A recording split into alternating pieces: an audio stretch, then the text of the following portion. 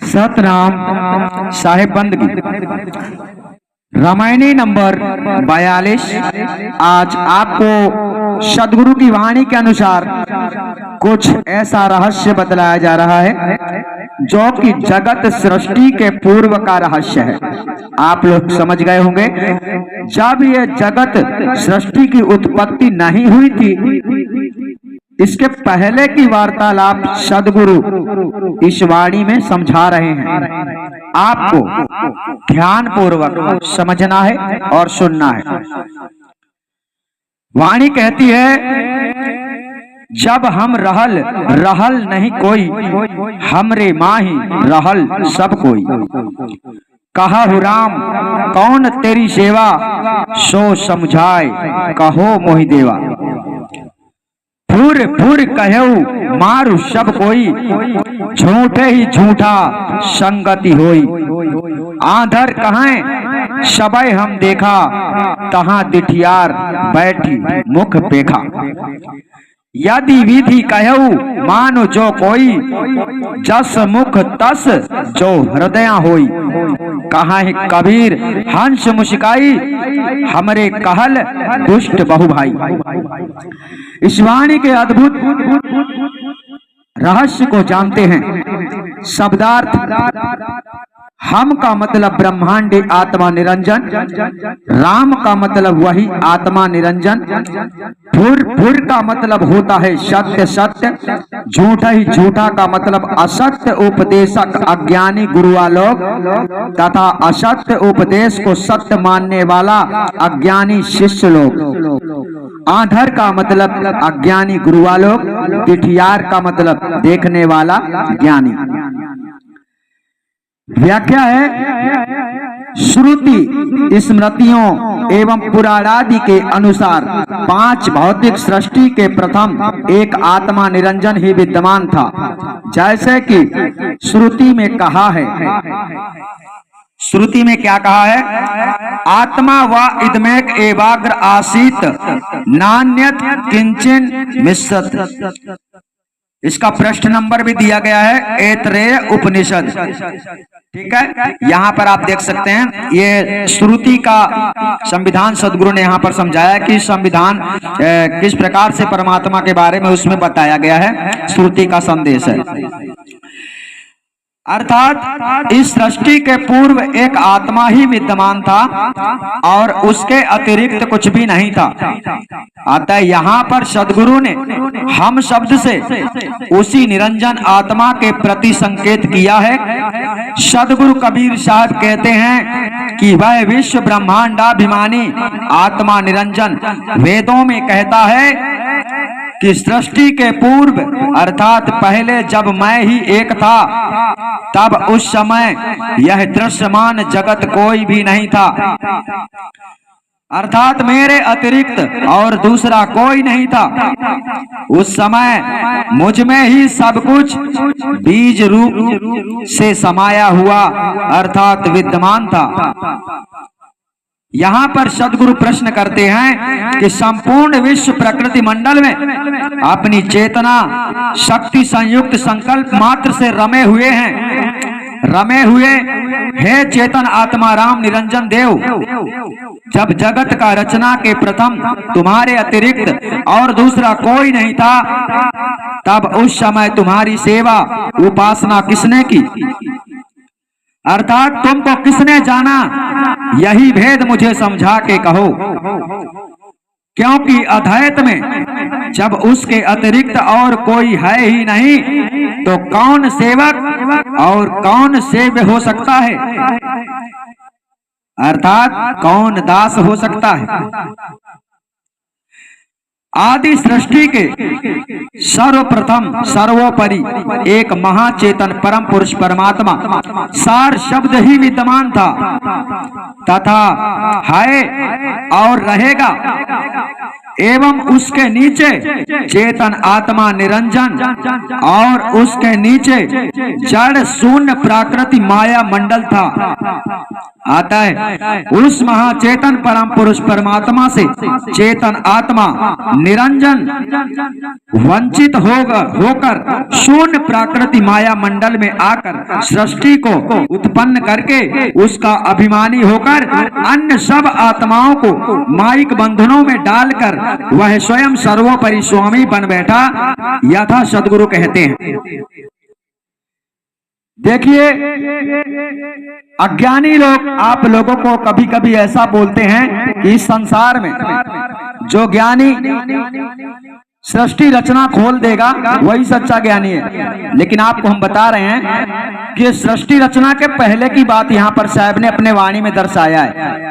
साक्षात आपको वाणी दिख रही है और इसमें जो बात समझ में नहीं आती, ऐसे बातों का पहले से अर्थ भी बता दिया गया है। यहाँ पर लिखा जगत सृष्टि के पूर्व का रहस्य। तो सृष्टि रचना कौन सी बड़ी बात है। आगे चलते हैं, सदगुरु ने यहाँ पर क्या कहा है।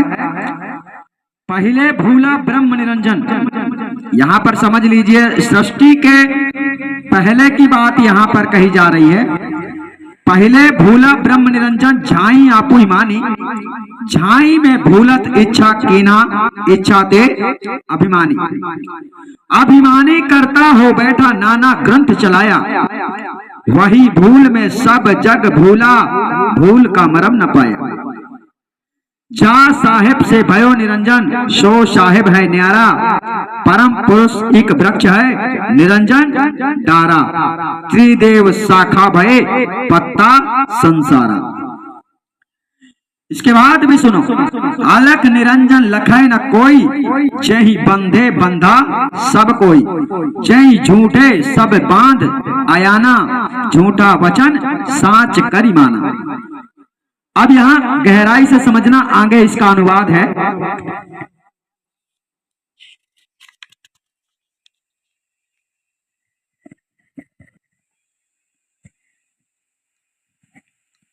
परम पुरुष है सबसे न्यारा, माया जीव ब्रह्म के पारा। ठीक से समझना, सदगुरु कहते हैं कि यदि मैं सत्य सत्य यह बात कहता हूँ कि उक्त निर्गुण ब्रह्म निरंजन के परे सार शब्द स्वरूप महाचेतन परम पुरुष परमात्मा है और वह सर्व पिंडी ब्रह्मांडी जीव ईश्वर चेतन आत्माओं के निरंतर अंतर रहित छिपा हुआ है, तो कोई विश्वास नहीं करते हैं, किंतु सब कोई मुझे मारने का प्रयास करते हैं। कारण यह है कि झूठे असत्य उपदेशक गुरुआ लोगों के साथ ही असत्य को सत्य मानने वाले झूठे लोगों की संगति होती है, अर्थात मिलन होता है, मेल होता है। आत्मा तथा परमात्मा के वास्तविक स्वरूप ज्ञान से विहीन वेद शास्त्र पुराण आदि के पढ़ने वाले अंधे अर्थात अज्ञानी लोग कहते हैं कि मैं सब कुछ देखता तथा जानता हूँ। वहां पर देखने वाला ज्ञानी विवेकशील पुरुष बैठा हुआ उसका मुख देखता है। यहाँ पर यह बताया गया है, जो सत्संग में अक्सर सत्संग किया करते हैं लोग, तो एक देखता रहता है और एक गाल फुला फुला के सुनाता रहता है सत्संग, जबकि साहब ने कहा है झूठा ही झूठा संगत होई। फिर कहते हैं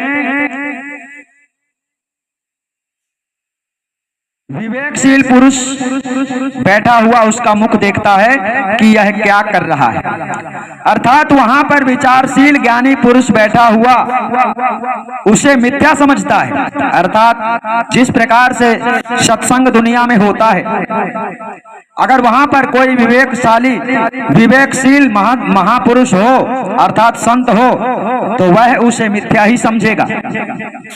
और बहुत सारे लोग जो नहीं समझते, जिनको सत्य असत्य का ज्ञान नहीं है, वे लोग उन असत्य प्रपंची गुरुआ लोगों पर विश्वास कर लेते हैं। सदगुरु कहते हैं यदि कोई माने तो मैं इसी प्रकार सबको अपना सत्य उपदेश कहता हूँ। मनुष्य को चाहिए कि जैसा उसके मुख में हो वैसा ही हृदय में भी होना चाहिए, अर्थात जैसे कहे वैसा ही करे तो वह मेरे सत्य उपदेश को मान सकता है। यहाँ पर ठीक से समझना, साहब कह क्या रहे हैं कि जो झूठ नहीं बोलता वो मेरे उपदेश को मान सकता है, क्योंकि जिनका हृदय छल कपट आदि दूषणों से रहित, छल कपट आदि दूषणों से रहित पवित्र होता है, उनके हृदय में भी सदुपदेश का प्रभाव पड़ता है और वे ही उस उपदेश को मानकर चलते हैं। सदगुरु कबीर साहब हंसों को अर्थात जिज्ञासुओं को प्रसन्न करके कहते हैं कि हे भाइयों, हमारे उपदेश से ही आप लोग संसार के बंधन से मुक्त अर्थात छुटकारा पा सकोगे, अन्यथा नहीं। और हमारा वह उपदेश सार शब्द सत्य पुरुष परमात्मा के प्राप्ति का है, अतः उसी के प्राप्त होने से सर्व बंधनों से छूट सकते हो, अन्यथा नहीं। आपने यहाँ पर समझा, सदगुरु कह रहे सार शब्द की प्राप्ति होने के पहले आपको मुक्ति की संभावना नहीं है, और पाखंडी गुरु वाले सार शब्द नहीं दे पाते। जगत के रंग क्या देखूं, तेरा दीदार का। आपने समझा इस वाणी का भावार्थ। ये सृष्टि के पहले का वर्णन सदगुरु करके बतलाए हैं कि जब कुछ भी नहीं था तब की बात। किसी ना किसी दिन आपको वाणियों के अंतर्गत ही वो भी पता चल जाएगा जिस सृष्टि रचना के चक्कर में दुनिया भ्रमित है। तो आप घबराइए नहीं, बीजक खुल चुका है, तो बीजक के अनुसार आपको समस्त ज्ञान प्राप्त होने ही वाला है। यानी वीडियो को ज्यादा से ज्यादा शेयर करते रहें ताकि पाखंडी लोगों के बारे में अच्छी तरह से पूरी दुनिया जान सके और अपनी रक्षा कर सके, यानी जीवन का कल्याण कर सके। सतनाम साहिब बंदगी।